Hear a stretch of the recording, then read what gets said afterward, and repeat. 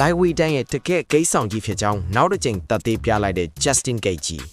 ကျက်မိုက်ကြီး Justin Gaethje က Liverpool သား Paddy Pimblett ကိုအမှတ်နဲ့အနိုင်ရပြီး Interim Champion ပွဲကိုဒုတိယအကြိမ်သိမ်းပိုက်လိုက်ပါပြီ။ UFC သမိုင်းမှာ Interim Champion ပွဲနှစ်ကြိမ်ရခဲ့တဲ့ပထမဆုံး fighter အဖြစ်လဲမှတ်တမ်းဝင်သွားပါပြီ။ဒီပွဲမှာကြီးကျူးရမှာ fighter 2 ယောက်လုံးရဲ့အသေးနဲ့ဆွဲပါ။ Gaethje ရဲ့ game plan ကရှင်းတယ်။ power လက်သီးနဲ့ပွဲကိုစောနိုင်သမျှစောပြီးသိမ်းဖို့ပဲ။ Gaethje ရဲ့ power လက်သီးတွေတောက်လျှောက်ထိပြီးမျက်နှာတပြေတူးမြက်နေပေမဲ့ခဏပြန်ထားပြီးငားကြည့်အပြည့်ယုံသွားနိုင်တဲ့ Pimblett ကိုလည်းအတိအမှတ်မပြုလို့မရဘူး။38နှစ်ရှိနေပြီဖြစ်တဲ့ Gaethje အနေနဲ့အခုနှစ်လယ်လောက်မှာဖြစ်လာနိုင်တဲ့ခါဖက်ပေါင်းစည်းပွဲမှာနိုင်ရှုံသူ့အတွက်အရေးမကြီးတော့ပေမဲ့ပရိသတ်ကြိုက်တဲ့ပွဲချမ်းတစ်ပွဲကိုထပ်ပြီးထိုးပြအောင်မယ်ဆိုတာတန်တရားဖြစ်เสียအခုမရှိပါဘူး MMA လောကရဲ့နောက်ဆုံးရ inside story တွေကိုဆက်လက်တင်ဆက်ပေးနေမှာမို့ကျွန်တော်ရဲ့ page ကို follow လုပ်ထားဖို့မမေ့နဲ့ဦးနော်